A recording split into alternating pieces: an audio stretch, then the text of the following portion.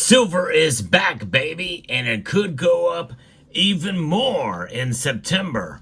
I'll explain how and why as we explore.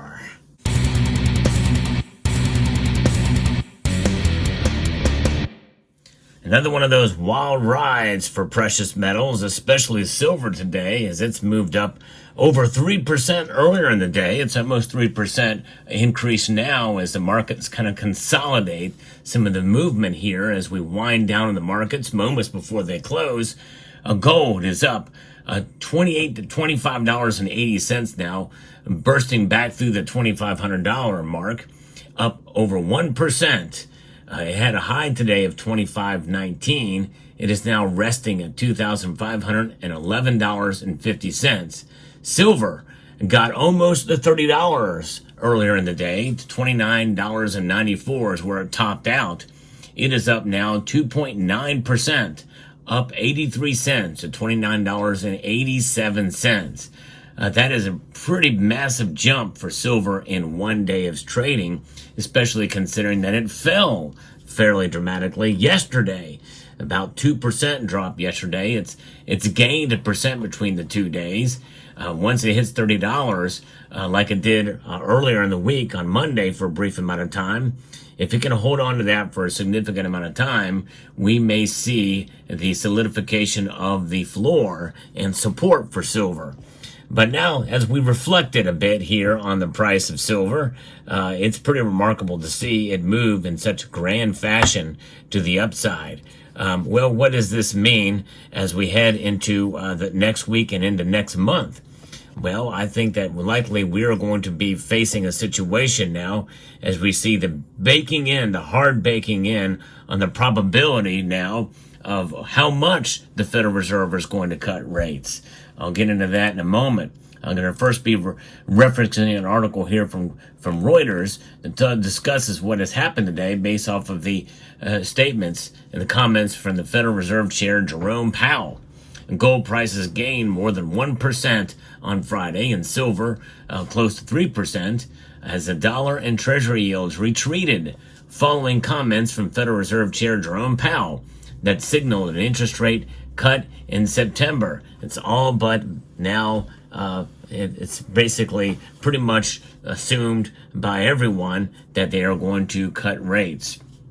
And Powell said that the time has come. That phrase right there sealed the deal for U.S. Central Bank to cut interest rates, and that inflation was nearing the Fed's 2.2% target.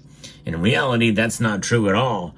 We still have almost a full percent to go before we see inflation get back down. And these are the times where it's the hardest to be able to cut back on inflation. Think about it, folks. Everybody, the mainstream media was celebrating a 0.1% decrease in inflation. That's disinflation. But in reality, it's not that big of a difference. Yes, it is some progress with disinflation, but not enough to really move the needle for the average everyday American who is still struggling with inflation. Until we actually see deflation of any sort, even if you go back to 2%, which would essentially still mean that higher prices are there, it's just leveled off in terms of, and it's still rising. That's still a big deal and a big problem. It offers, though, an explicit endorsement of an imminent policy easing, which really they've already begun. We already know they're back into quantitative easing mode with the increase in the M2 money supply, regardless of interest rates. It's just a matter of getting those dollars to circulate. Once that money is printed and available, which a lot of it is already at this point, they're going to just increase it by lowering interest rates. The dollar index fell 0.8% against its rivals, while benchmark U.S. 10-year yields also declined following Powell's speech, making gold and silver more attractive for other currency holders. And let me just reflect on this for a moment, folks, because when you think about gold, this metal right here, and you think about its effect on, and what people think about what it does, it doesn't yield anything other than just the fact that it provides an alternative to cash, an alternative way to save.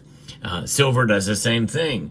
And silver reacted today along with gold, but in a more dramatic flare. Silver reacted as a precious metal, and we don't see that as often as we'd like in this community.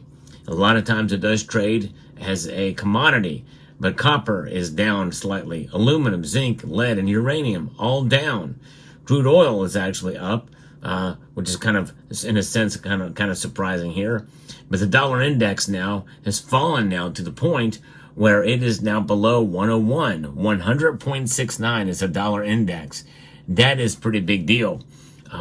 Once it drops below 100, if we see that consistently, well, we are seeing decline in the dollar's influence and strength against other currencies around the world at a noticeable, measurable amount. Now, obviously, the Dow Jones Industrial Average and NASDAQ and S&P like this news because anytime they see more liquidity and more dollars out there to stimulate, they react to that. Think about what's propping up the stock market. Essentially, it is Fed dollars, which are our dollars, which are our taxpayer dollars. In a sense, it's like a steroid injection, which means a lot of it is not genuine or real. Gold and silver, though, are tangible. They are very, very real, and they're not going away anytime soon, that's for sure. But that is exciting to see silver indeed trade contrary to other commodities. So this is a day to celebrate, I feel, and many people thought, myself included, that we'd see a continued smackdown on the market today. But let me explain what happened earlier in the day, which is why we could see maybe for potentially $35 coming in September. Now, I had made a prediction that we will probably likely see $35 silver by the end of the year. Now that I'm not as confident about that prediction, but since silver blew past my previous prediction for the year of $28, I was kind of subdued in my prediction, this year because I've been burned for the past 3 years. So I made a fairly bold prediction of $35 silver by the end of the year. I'm not as confident though, but this could happen by September though, if the Federal Reserve cuts rates by a half point instead of a quarter point. Earlier in the day, it was a 60-40 split, according to the Fed Watch tool, of how much the Federal Reserve was going to cut. That's I think that's kind of the narrowest I've seen it in a while. I think it was close to 50-50 at one point in time, but now it's moved back to 35.5 and 64.5. Difference between the two. 64.5% think they're going to cut rates by a quarter point, and 35.5 by a half point. If the Fed surprises us, and not very often you see those two come hand in hand or equal to each other, but if these numbers stay where they're at and they surprise us with a half point cut, boom, the metals will go up dramatically.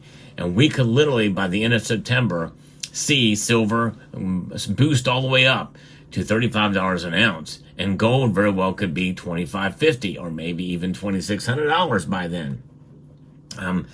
But I think it's going to take that because right now silver is, lackluster compared to gold, but today's movement far outperforming gold's uptick means that there's a lot more headroom and the natural market could play a pretty big role psychologically for silver's price if that were to occur.